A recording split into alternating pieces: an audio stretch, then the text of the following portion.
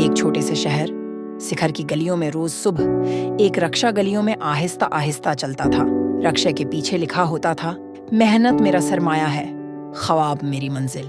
یہ رکشا چلاتا تھا اسلم خان سی، ایک عام سا آدمی، نہایت سادہ مگر آنکھوں میں خواب اور دل میں آگ لیے۔ اسلم بچپن میں پڑھنا چاہتا تھا مگر غربت نے اسے اسکول کے دروازے سے پہلے ہی روک دیا۔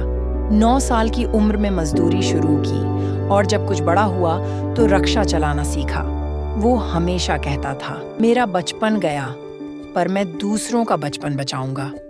جب وہ مسافروں کو لے کر شہر کے اسکولوں کے سامنے سے گزرتا، بچوں کو یونیفارم میں دیکھتا تو اس کے دل میں ایک چبھن سی محسوس ہوتی۔ اسے لگتا جیسے کوئی زخم بار بار ہرا ہو رہا ہو۔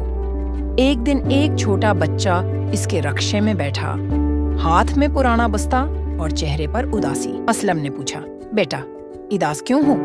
بچہ بولا، امی کے پاس فیس کے پیسے نہیں، اسکول سے نکال دیا گیا ہوں۔ یہ سنتے ہی اسلم کی آنکھوں میں وہ سارا ماضی گھوم گیا۔ اسی رات اس نے فیصلہ کر لیا کہ اموا اپنا اسکول کھولے گا۔ لوگ ہنسے، مذاق اڑایا، کہا ایک رکشا والا اسکول کھولے گا؟ خود تو مشکل سے پڑھا لکھا ہے مگر اسلم خان کے حوصلے بلند تھے۔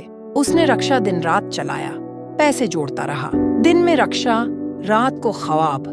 مہینوں کی محنت کے بعد آخرکار ایک چھوٹے سے کرائے کے کمرے میں اس نے 4 کرسیاں، ایک بلیک بورڈ اور کچھ پرانی کتابیں رکھ کر اسکول کا آغاز کر دیا۔ نام رکھا روشنی فری۔ اسکول پہلے دن صرف 2 بچے آئے۔ پہلا استاد وہ خود تھا۔ اس نے پڑھنا سیکھا اور پھر دوسروں کو سکھانے لگا۔ اس کی آواز میں درد تھا، باتوں میں سچائی اور جذبے میں جنون۔ رفتہ رفتہ لوگ اسے سنجیدگی سے لینے لگے۔ محلے کے بچوں نے آنا شروع کیا، کچھ نے رضاکارانہ طور پر پڑھانا شروع کر دیا، اور ایک دن وہ وقت بھی آیا جب ایک مقامی NGO نے اسکول کو سپورٹ کیا۔ 5 سال بعد وہی اسکول جو ایک رکشا والے نے شروع کیا تھا اب 300 سے زائد بچوں کو مفت تعلیم دے رہا ہے۔ کتنے ہی بچے جو مزدوری پر لگنے والے تھے اب ڈاکٹر اور انجینئر بننے کے خواب دیکھ رہے ہیں۔ ایک دن ایک رپورٹر نے اسلم خان سے پوچھا۔ اسلم نے مسکرا کر کہا، میں نے صرف وہ دیا جلایا جس کی روشنی خود کبھی نہیں ملی تھی۔